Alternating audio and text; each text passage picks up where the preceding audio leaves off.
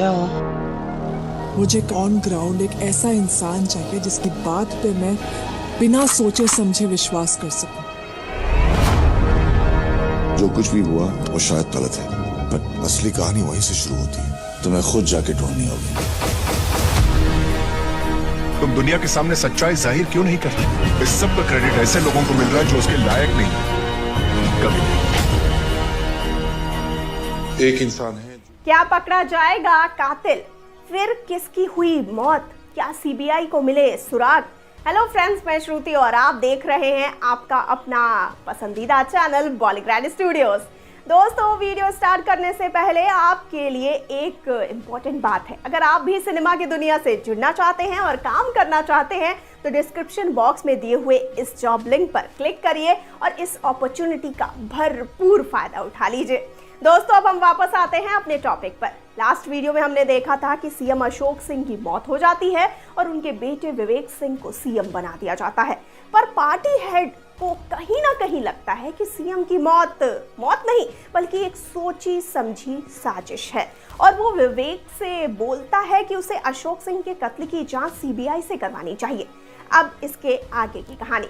दोस्तों, ये बात सुनकर कि पार्टी हेड चाहती है कि सीबीआई इन्वेस्टिगेशन हो, विवेक शॉक हो जाता है, पर उस पर उंगलियां ना उठे, इसीलिए वो इस बात पर हामी भर देता है और बोलता है कि जी बिल्कुल, मैं भी चाहूंगा कि मेरे पापा अशोक सिंह की मौत पर उठी सभी उंगलियों को मैं तोड़ सकूं। अगर सीबीआई की इन्वेस्टिगेशन से ये होता है तो मैं जरूर करवाऊंगा। और मीटिंग यहीं पर खत्म हो जाती है।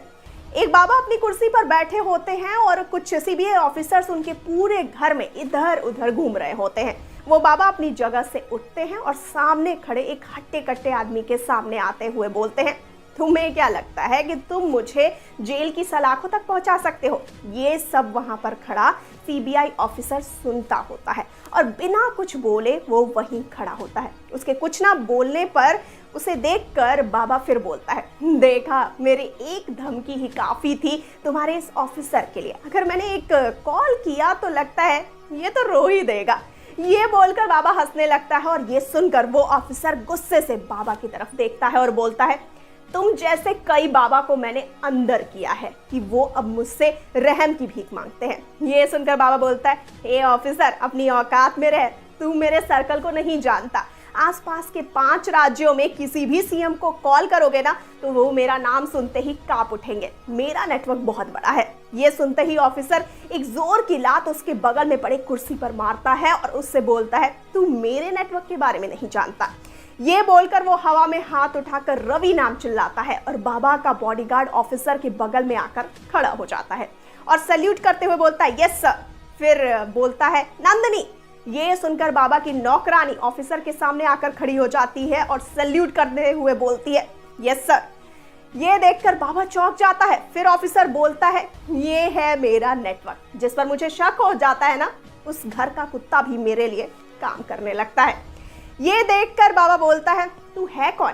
इसका जवाब वहां खड़ा एक ऑफिसर देता है और बोलता है, ये है डायरेक्टर ऑफ सीबीआई रामचरण, जिसके सामने आतंकवादी, माफिया या तुम जैसे फ्रॉड सब कांपते हैं।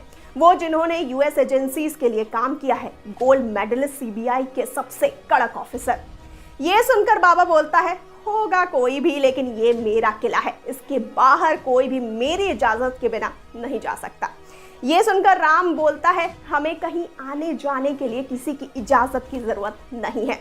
ये बोलकर वो रेड में पकड़े गए सभी सामान को लेकर अपने ऑफिसर्स के साथ बाहर जाने लगता है। ये देखकर बाबा अपने पीछे से एक गन निकालता है और 2 ऑफिसर्स पर फायर कर देता है।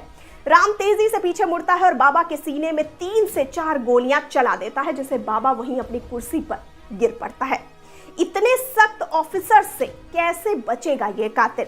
यही सवाल जानने के लिए हम देखेंगे नेक्स्ट वीडियो, जिसका आपको करना पड़ेगा इंतजार।